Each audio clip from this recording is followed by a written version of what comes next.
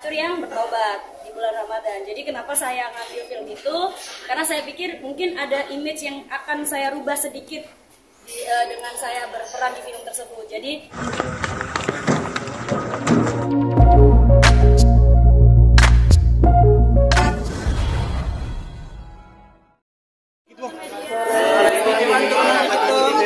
diam dong.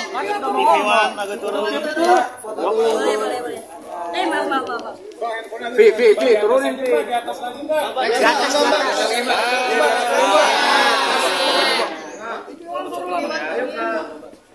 Pak, foto dulu Mbak, kanan ya.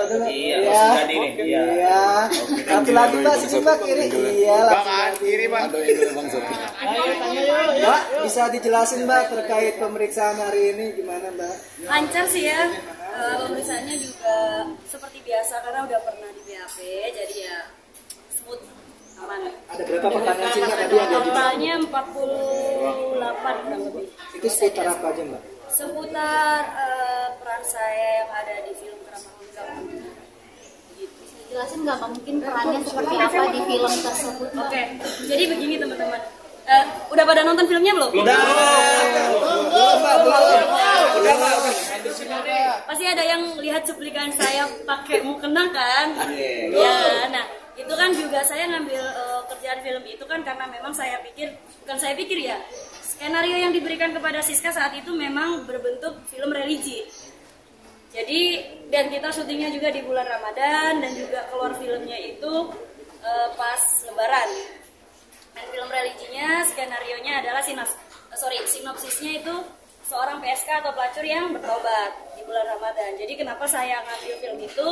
Karena saya pikir mungkin ada image yang akan saya rubah sedikit dengan saya berperan di film tersebut. Jadi ya udah diambil aja. Tapi ternyata setelah proses syuting itu selesai dan filmnya itu ditayangkan, tapi tidak melalui para talent gitu loh. Padahal di perjanjian di perjanjian kita para talent itu ada kalau misalnya sebelum ditayangkan itu minta persetujuan para talent dulu. Ada yang boleh ditayangkan atau enggak gitu. Jadi tetap adanya persetujuan. Tapi dari pihak PH-nya sendiri tidak ada kayak ngomong ini boleh ditayangin, ini perlu diedit atau tidak gitu. Mbak, berarti filmnya ada skenario Mbak? Kalau ada bukan skenario, lebih ke skrip. Ada. Tadi kebetulan Siska bawa barang buktinya itu berupa skrip dan surat perjanjian saya antar pihak.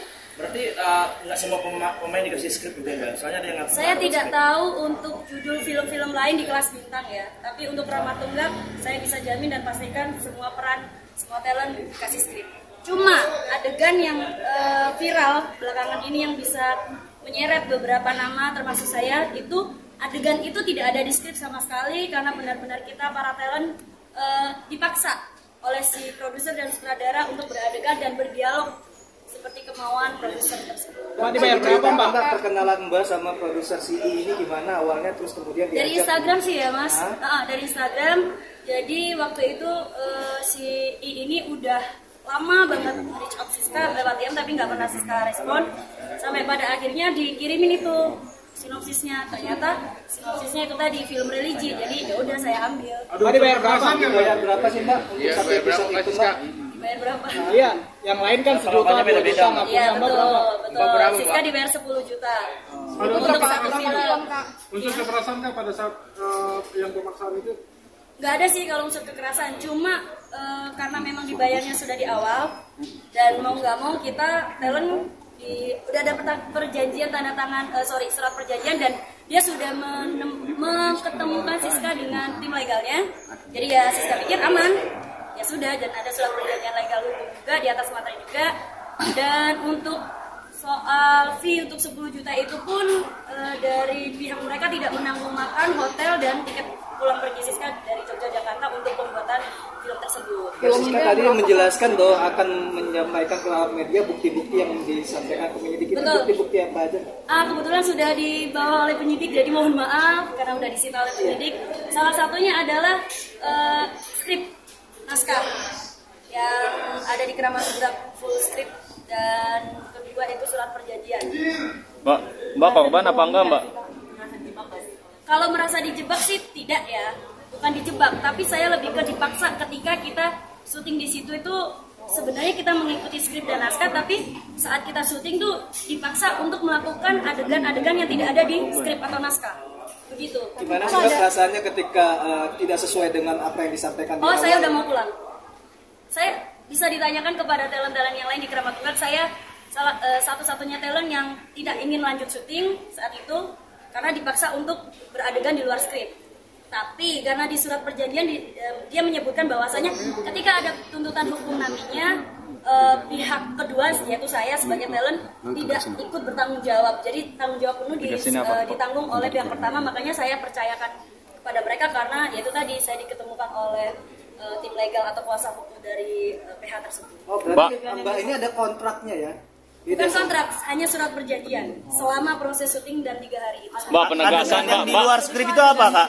Adegan yang di luar skrip itu? Pura-pura saja tidak tahu. Coba tebak. Berarti apa? Apa? Mbak, Gimana Mbak di Serengseng tahun berapa?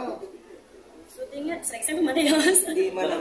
Jakarta Selatan. Enggak, saya ingetnya di Pasar Minggu soalnya. Oh, Pasar Minggu. Mbak, penegasan Mbak, berarti Mbak korban apa enggak ya? Kenapa Mas? Berarti Mbak ini korban atau enggak?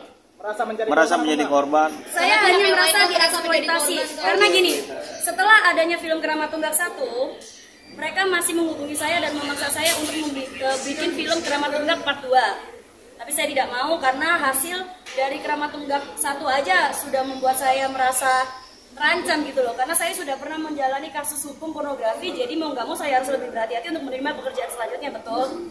Kemudian mereka juga bikin film dengan judul Siska E, tapi nggak ada saya dan bukan saya pemerannya. Itu sudah jelas bahwasanya mereka hanya ingin mengeksploitasi nama Siska E. Begitu. Mbak, tapi Mbak tahu bahwa film itu akan di-upload di web mereka atau di mana? Tahunya film itu? Tahunya setelah viral di Twitter malah. Dia bilangnya film itu akan ditayangkan di mana? Ya memang dia bilang di website seperti Netflix, udah gitu aja. Mbak, berarti bisa dikatakan sebelum film ini tayang Mbak nggak nonton hasil akhirnya? Tidak, padahal dalam surat perjanjian ada perjanjian kita harus kayak apa ya namanya review ya, screening kayak sama talent gitu loh. Tapi ternyata enggak, tiba-tiba dimunculin ya udah. Tapi alasan awal untuk kemarin nggak gubris DM pertama kali untuk dihubungin itu kenapa?